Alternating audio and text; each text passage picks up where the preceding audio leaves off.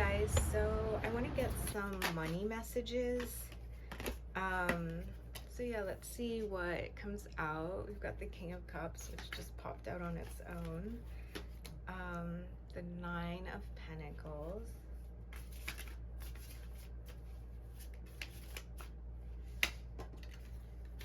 All right, the Knight of Wands and the Eight of Cups.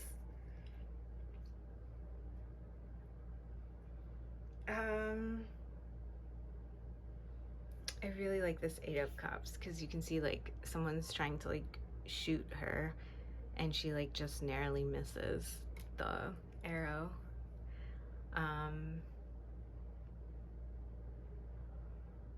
Yeah. So I feel like what the cards are saying is that you need to understand that you are meant to have water, or meant to have water. You're meant to have money. You're meant to feel financially stable. You're meant to feel financially secure, so that you can go out and take risks, but so that you can also go out and afford losses if they occur. And that opens your life up for a bigger spectrum of experience. And so the cards are saying that you're meant to have money, you're meant to have a lot of it, so that your life can kind of expand to encompass, you know, this really complex and rich spectrum of experiences. And that is like, again, something that you're meant to have. So let's go for 3 cards. Actually 4 cards for that King of Cups. All right, we have the Knight of Swords, the World. Let's see, too many. The Nine of Wands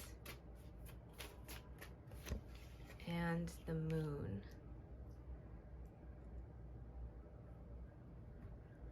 So the cards are saying, like, yeah, you do want to feel bold and brazen to go after what it is that you want, so you can live the life that you want. But they're also saying that you have to learn to be discreet and subtle with how you move through the world. So it's like you almost want to have an internal awareness of what it is that you want for yourself and how you want to live. And maybe you have to be, I don't want to say underhanded because that's like, that sounds toxic, but, or negative, or, you know, just bad. But I think you have to be smart, and maybe sly with how you navigate situations so that you can maintain stability. So I think it's like really holding a really quiet awareness that you are meant to have stability, feeling confident enough to go after it, believing that you are meant to have it, but also being smart in how you manage it, so that you can get what it is that you want for yourself. All right, 3 cards for the Knight of Wands. All right, we have the Empress. I have the Five of Swords, and I have the Hierophant.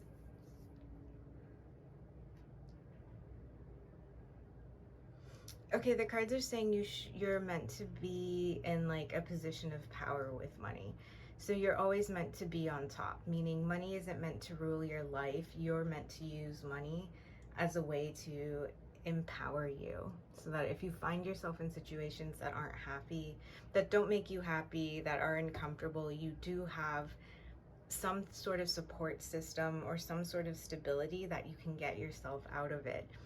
And so having that foundation under you is going to help you feel more secure in the long run and help you navigate risky situations, which again opens up your life.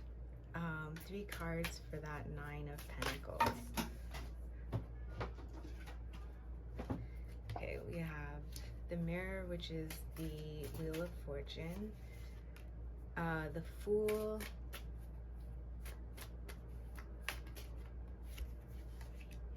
and the Three of Swords.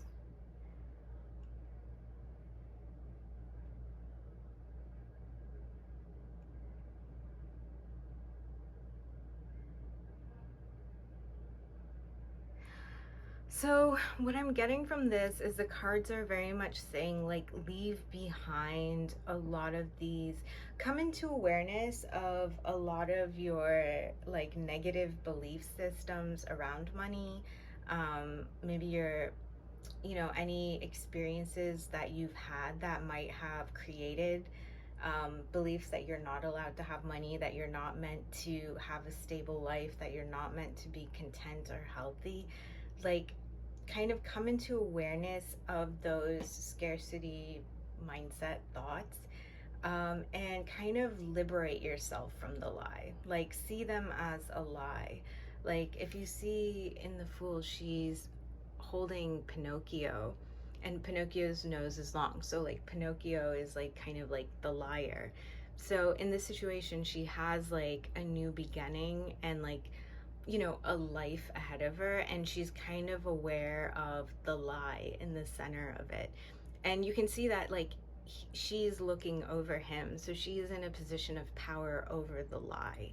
So she's not dominated by these, bad ideas or these negative ideas, but rather she can see them very clearly, and she doesn't get dominated by them. And that allows her to go on, because the Fool is the first card in the tarot, so it's like it's the beginning of the journey in a sense. So it's like this allows her to go on a journey. Yeah, it's pretty nice. So yeah, all right, 3 cards for that 8 of Cups. All right, we have the Lovers, the 2 of Wands,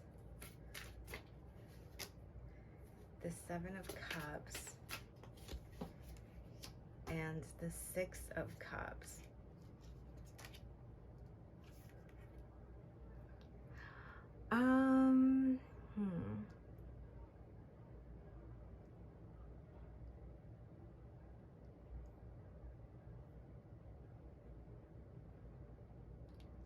So you have to know in your own internal world what it is that brings you happiness, what it is that brings you peace, and what it is that brings you a sense of safety and a sense of well-being.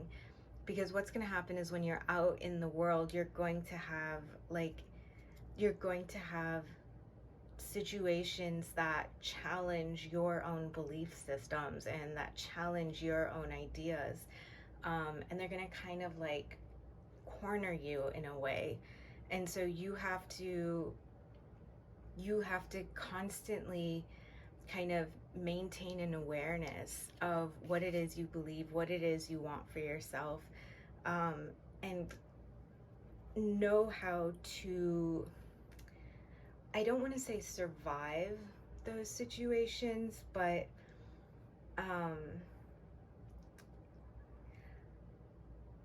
like, it's sort of like here where, the arrow is getting shot at her.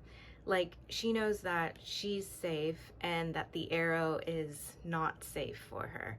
So I think it's kind of like that. Like, your ideas around money, like, you have to know what are the safe ideas and what aren't the safe ideas. And what's going to happen in life is you're going to have experiences that challenge your belief systems around money. So maybe you go apply for a job and people, give lowball you super hard. And so it's like when you're kind of backed into that corner, it's like, can you still maintain this like really outrageous or this really self-preserving sense, like this very scandalous idea in a way of what it is that determines your happiness and well-being around money. So it's like even though you might be in situations that will compromise your belief systems or try to compromise you, you always maintain that internal awareness, and kind of let that be your compass and the way you get to safety. And you understand that these negative ideas that maybe people are bringing in, environments are bringing in, that not to absorb them. So I think like the cards are very much talking about money as an idea. And like, so, you know, it's sort of like if you're born in a certain status, you think about money in a certain way, you believe you have a ceiling on your life in a certain way. And I'm not saying like everyone watching tarot is going to be Jeff Bezos, but what I think the cards are saying is to kind of flesh out your needs more appropriately so that you are financially stable and healthy, and nourished, and that you are aware of situations and ideas and belief systems that your environment or people or companies, you know, whoever it may be, might introduce you that may attempt to kind of um, dismantle that belief system. Because if you believe that you are worthy of something, then you're going to go after it. Um, and you're not going to compromise. So I think this is really interesting. I really like that the cards kind of see money as, you know, basically an idea, you know, and I think they see it as, you know, like everything else in your life, a relationship, and you have to filter through people, you have to filter through situations, and you have to be self-aware enough to know what is right for you and what isn't right for you. So yeah, I hope that helps.